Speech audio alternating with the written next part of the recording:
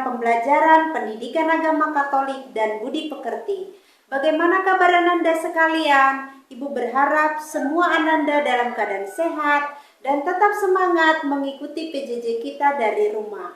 Sebelum kita mendalami materi kita hari ini, terlebih dahulu kita siapkan hati kita berdoa. Dalam nama Bapa dan Putra dan Roh Kudus, amin. Allah yang Maha Rahim, kami bersyukur atas segala anugerah yang Engkau berikan bagi kami. Pada saat ini kami akan memulai pelajaran kami mengenai memperjuangkan nilai-nilai kehidupan manusia dalam masyarakat. Semoga pembelajaran ini memampukan kami menjadi pejuang nilai-nilai kehidupan manusia di masa mendatang. Demi Kristus pengantara kami. Amin. Dalam nama Bapa dan Putra dan Roh Kudus. Amin. Setelah kita membuka pembelajaran kita dengan doa pembukaan, kita akan mendalami materi kita hari ini dan judul kita adalah Nilai-nilai kehidupan penting dalam masyarakat yang diperjuangkan. Adapun kompetensi dasar kita 3.2, memahami nilai-nilai keadilan, kejujuran, kebenaran, perdamaian dan keutuhan ciptaan sesuai dengan ajaran Yesus Kristus, dan indikator pencapaian hasil belajar. Pada akhir pembelajaran diharapkan siswa mampu yang pertama menjelaskan makna nilai-nilai keadilan menurut Amos 5 ayat 7 sampai dengan 15 dan Lukas 11 ayat 37 sampai dengan 46. Yang kedua, menjelaskan makna nilai-nilai kejujuran menurut Matius 5 ayat 33 sampai dengan 37 dan juga Matius 23 ayat 13 sampai dengan 16. 3. Menjelaskan makna nilai-nilai kebenaran menurut Keluaran 23 ayat 1 sampai dengan 3, dilanjutkan ayat 6 sampai dengan 8, dan Ulangan 16 ayat 18 sampai dengan 19, dan juga Matius 5 ayat 37 dan Yohanes 8 ayat 43 sampai dengan 47. Yang keempat, menjelaskan makna nilai-nilai perdamaian menurut Yohanes 14 ayat 27, dilanjutkan Yohanes 16 ayat 33, dan juga Lukas 1 ayat 78 sampai dengan 79 dan Matius 5 ayat 39. Yang kelima, menjelaskan makna nilai-nilai keutuhan ciptaan menurut Kejadian 1 ayat 1 sampai dengan 24. Ananda sekalian, dalam bab pertama kita sudah menggeluti bersama tema besar kita, panggilan hidup manusia. Dan kita memahami bahwa hidup manusia itu sendiri merupakan rahmat panggilan Allah. Karena itu hidup manusia itu sangatlah bermakna. Dan kita dipanggil serta diutus ke dalam dunia sesuai dengan kehendak ataupun rencana Allah sendiri. Dalam meniti panggilan hidup itu, manusia menghadapi pelbagai tantangan yang perlu kita atasi dengan penuh tanggung jawab. Kemudian pada bab kedua ini kita akan belajar tentang memperjuangkan nilai-nilai kehidupan manusia dalam masyarakat. Dan nilai-nilai kehidupan yang perlu diperjuangkan itu adalah nilai keadilan, kejujuran, kebenaran, kedamaian, serta keutuhan ciptaan. Untuk itu kita akan mendalami bab ini dalam beberapa pertemuan. Mari kita memperhatikan peta konsep berikut ini. Kita akan menggali makna nilai keadilan, kejujuran, kebenaran, perdamaian, dan keutuhan ciptaan. Kita akan lihat bagian yang pertama, yakni memperjuangkan keadilan. Ananda sekalian, mari kita mengamati masalah keadilan dalam masyarakat. Untuk melihat masalah keadilan dalam masyarakat, terlebih dahulu kita lihat fakta-fakta ketidakadilan dalam hidup masyarakat. Sehingga akhirnya kita mampu mengidentifikasi masalah-masalah ketidakadilan yang terjadi di tengah-tengah masyarakat kita saat ini. untuk membantu kita mengidentifikasi masalah-masalah ketidakadilan yang terjadi di tengah-tengah masyarakat kita saat ini. Kita simak kisah nenek Minah belum selesai. Seorang nenek warga Banyumas, Jawa Tengah belum lama ini divonis bersalah oleh Pengadilan Negeri Purwokerto karena mencuri kakao milik PT Rumpun Sari Antan. Majelis Hakim menghukum Minah 1 bulan dengan masa percobaan 3 bulan tanpa harus menjalani kurungan tahanan. Dengan begitu, ia tak perlu menjalani hukuman asal berkelakuan baik. Kini, ibu 7 anak dan nenek belasan cucu itu sudah kembali menjalani kehidupan seperti biasa. Saat ditemui SCTV di kediamannya di Desa Dharma Kradenan, Kecamatan Aji Barang, Banyumas, Jateng, Sabtu 21 November, Minah menjalani aktivitasnya dengan semangat baru.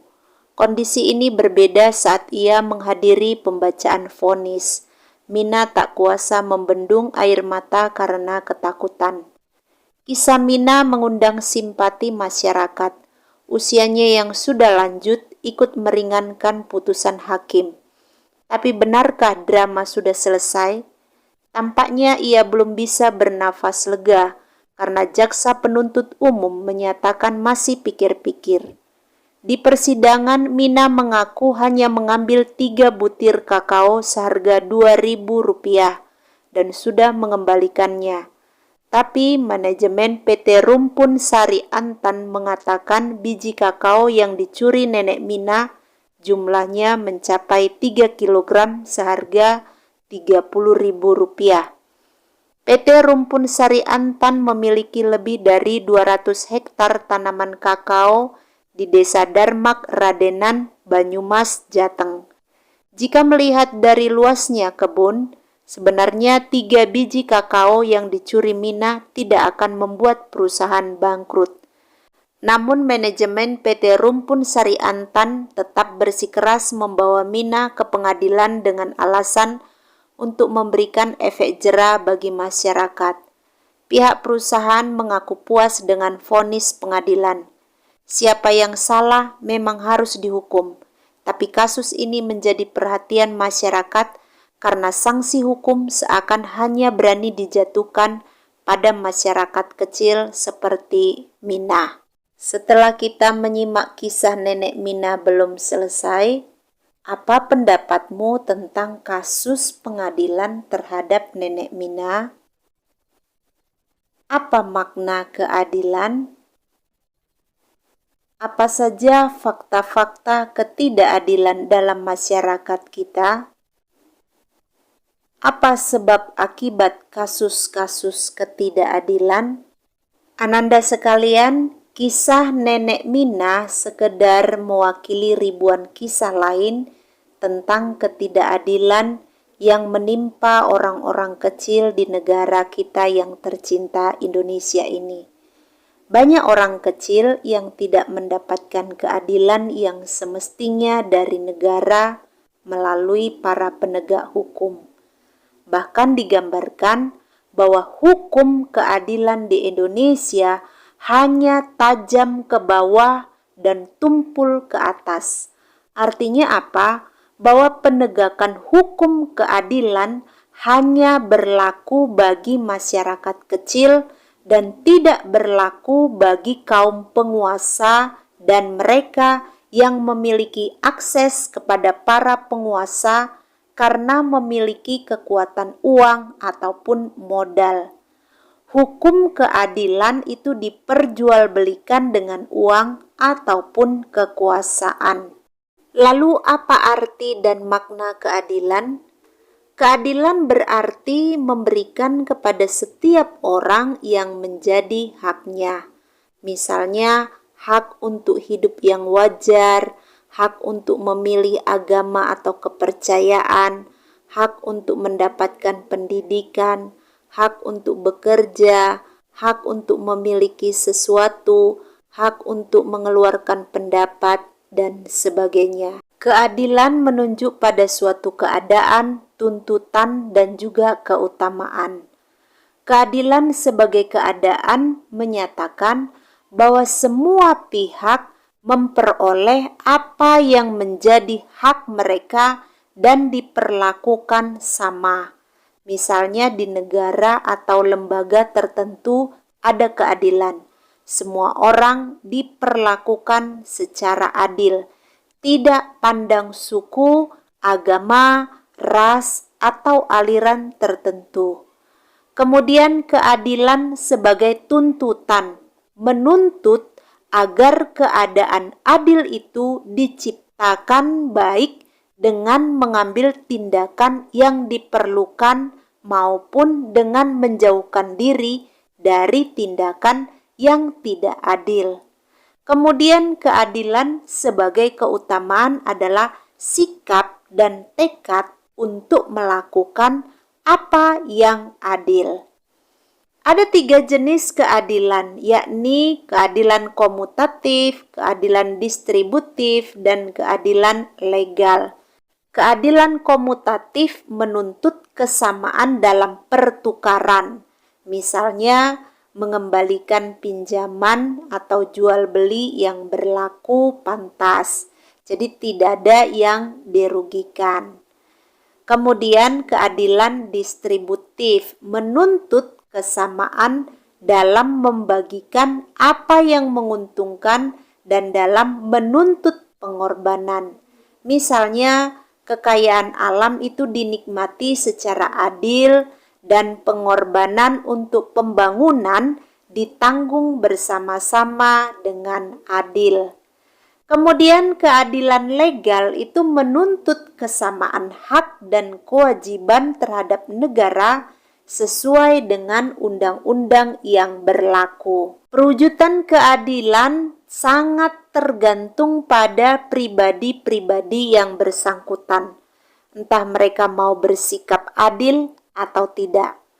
Tetapi selain itu juga tergantung pada struktur sosial, politik, ekonomi, dan budaya.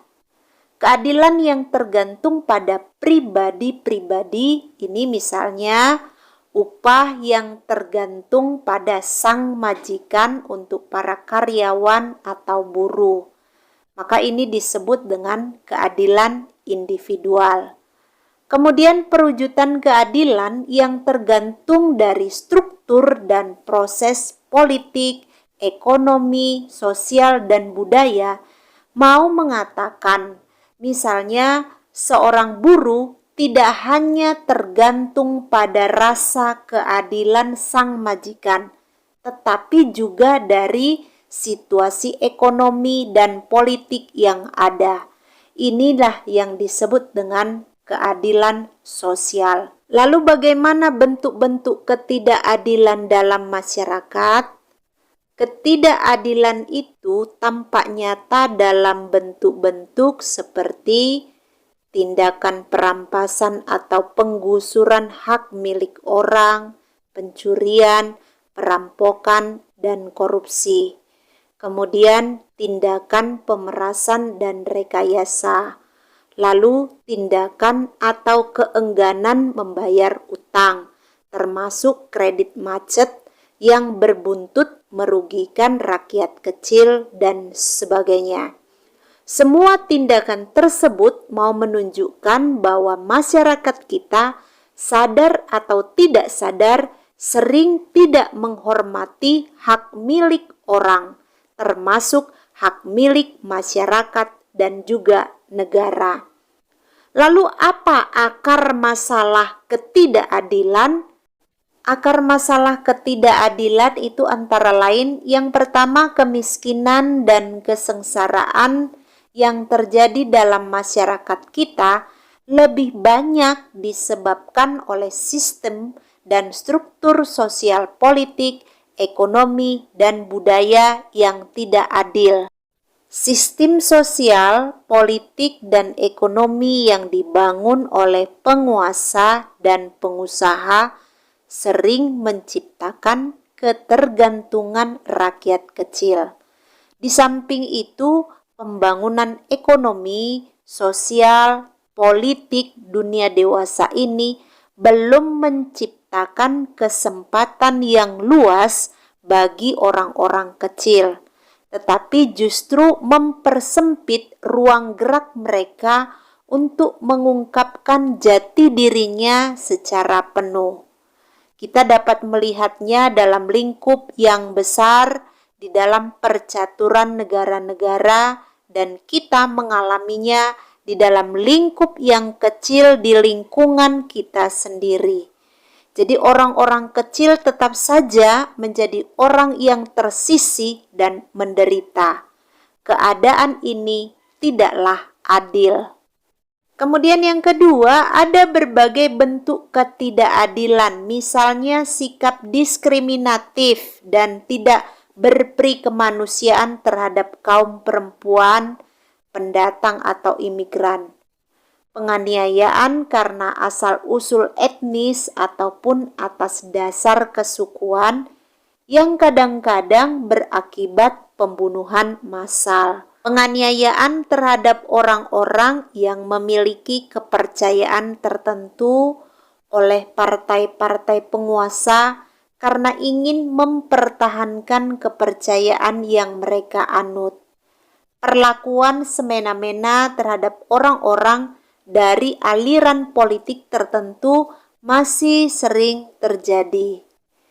Kemudian nasib orang-orang jompo, yatim piatu, orang sakit, dan cacat sering tidak diperhatikan. Orang-orang ini tentu saja sangat menderita karena tidak mampu berbuat apa-apa. Lalu bagaimana kitab suci berbicara tentang ketidakadilan? Mari kita buka kitab suci kita, Amos 5 ayat 7 sampai dengan 15. Ibu akan membacakan perikop ini untuk kita. Silakan semua ananda di rumah buka kitab sucinya dan simak dengan seksama. Hai kamu yang mengubah keadilan menjadi ipu dan yang menghempaskan kebenaran ke tanah. Dia yang telah membuat bintang kartika dan bintang belantik, yang mengubah kekelaman menjadi pagi, dan yang membuat siang gelap seperti malam. Dia yang memanggil air laut dan mencurahkannya ke atas permukaan bumi.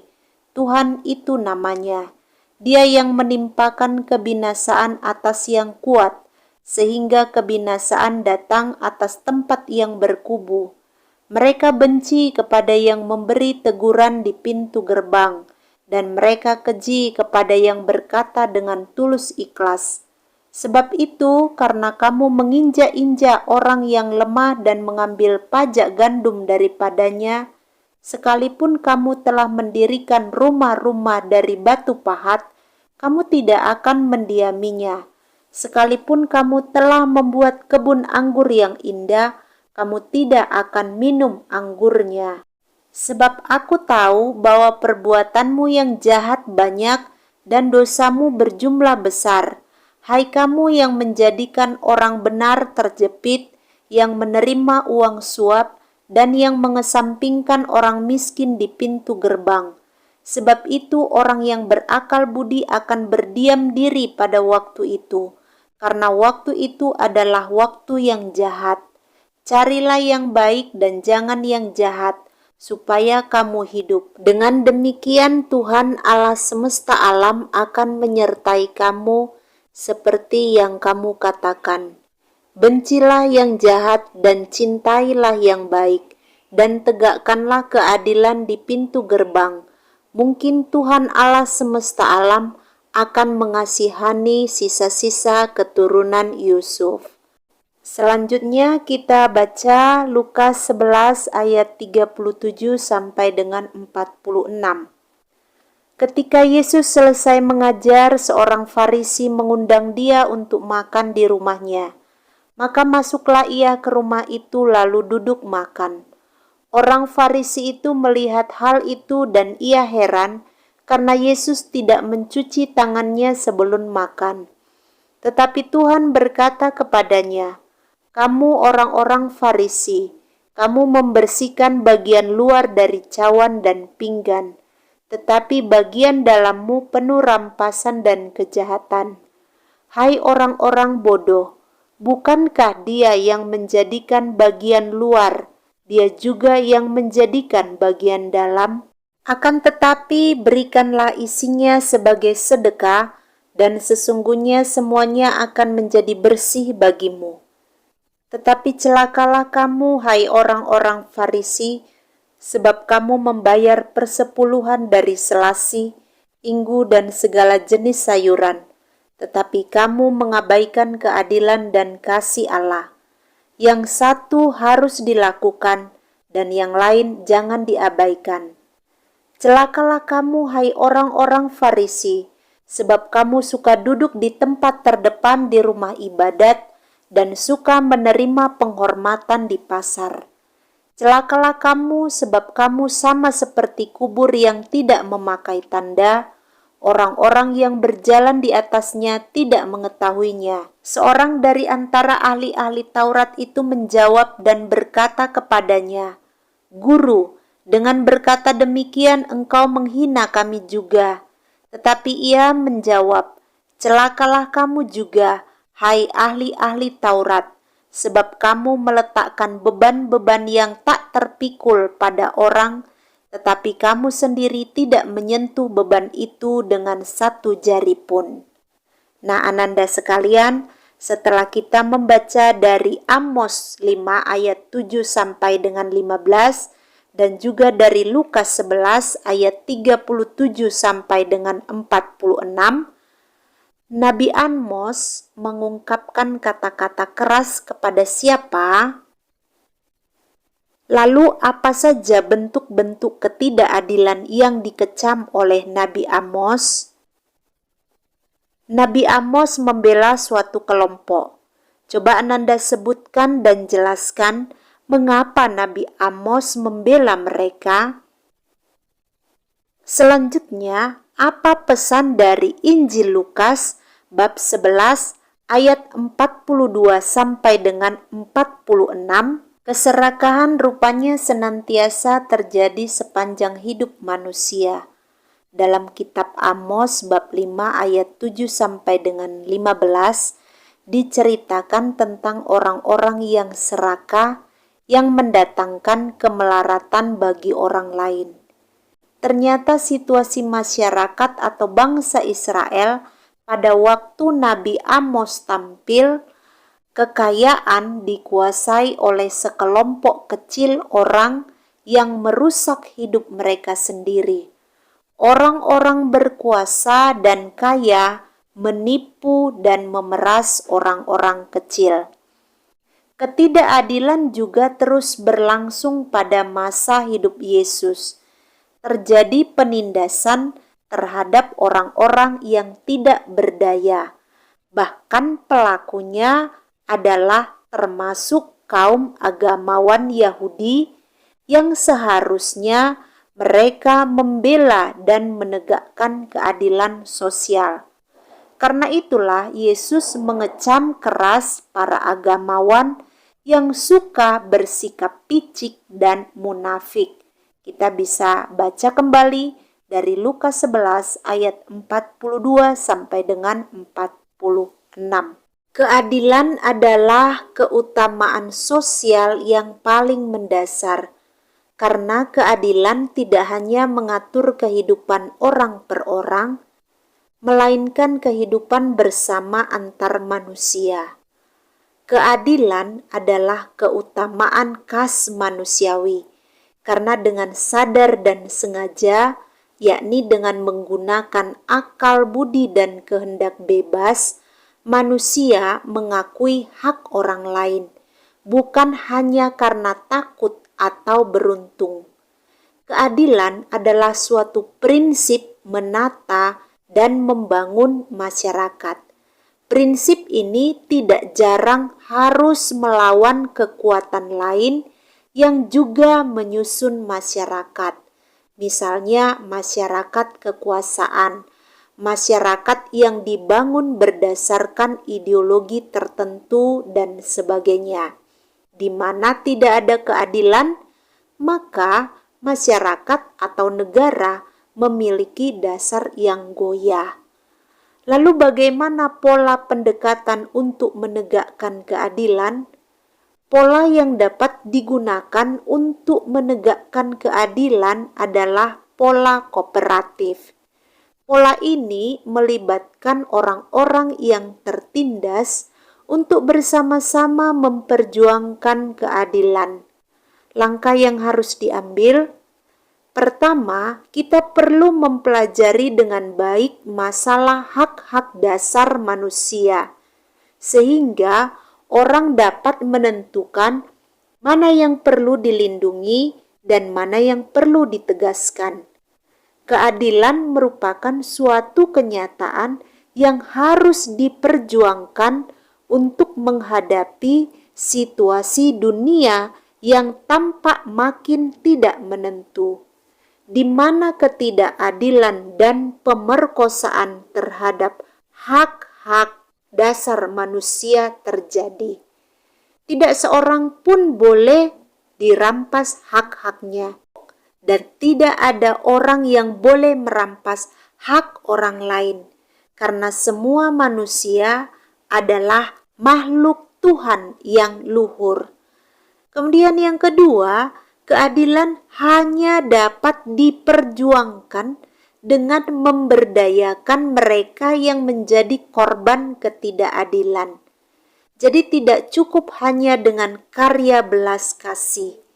Para korban ketidakadilan sendiri harus disadarkan tentang situasi yang tidak adil ini, dan kemudian bangkit bersama-sama melalui berbagai usaha kooperatif untuk memperbaiki nasibnya.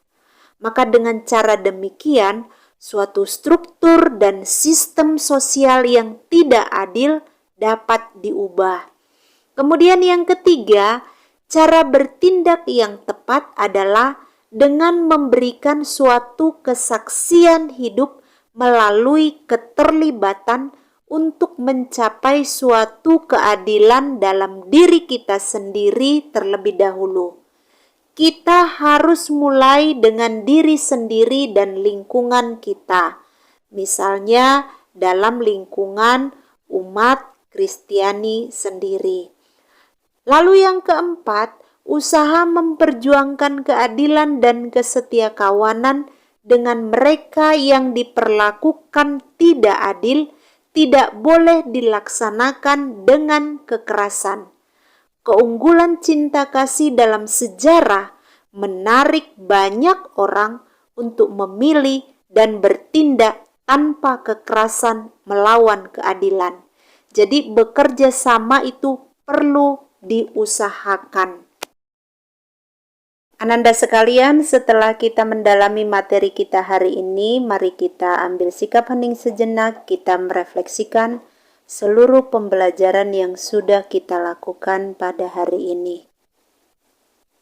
Sebagai refleksi, silakan Ananda menuliskan tentang pentingnya menghayati makna keadilan dalam hidup.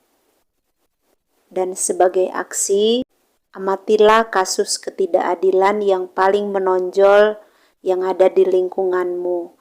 Kemudian buatlah rencana aksi yang dapat Ananda lakukan untuk menangani permasalahan ketidakadilan tersebut. Kemudian buatlah sebuah niat tertulis dengan upaya bersikap adil dalam hidup sehari-hari, baik di sekolah, di rumah, serta di dalam lingkungan masyarakat sekitar. Untuk menutup pembelajaran kita pada hari ini, mari kita siapkan hati, kita berdoa. Kita doakan doa Santo Fransiskus Assisi. Dalam nama Bapa dan Putra dan Roh Kudus, amin. Tuhan, jadikanlah aku pembawa damai. Bila terjadi kebencian, jadikanlah aku pembawa cinta kasih. Bila terjadi penghinaan, jadikanlah aku pembawa pengampunan. Bila terjadi perselisihan, jadikanlah aku pembawa kerukunan. Bila terjadi kesesatan, jadikanlah aku pembawa kebenaran. Bila terjadi kebimbangan, jadikanlah aku pembawa kepastian. Bila terjadi keputusasaan, jadikanlah aku pembawa harapan. Bila terjadi kegelapan, jadikanlah aku pembawa terang. Bila terjadi kesedihan, jadikanlah aku pembawa sukacita. Ya Tuhan Allah, ajarlah aku untuk lebih suka menghibur daripada dihibur, mengerti daripada dimengerti, mengasihi daripada dikasihi, sebab dengan memberi aku menerima, dengan mengampuni aku diampuni, dan dengan mati suci aku dilahirkan ke dalam hidup kekal. Amin. Dalam nama Bapa dan Putra dan Roh Kudus. Amin. Demikian pembelajaran kita pada hari ini. Kita bertemu dalam pembelajaran kita minggu depan. Selamat belajar. Shalom.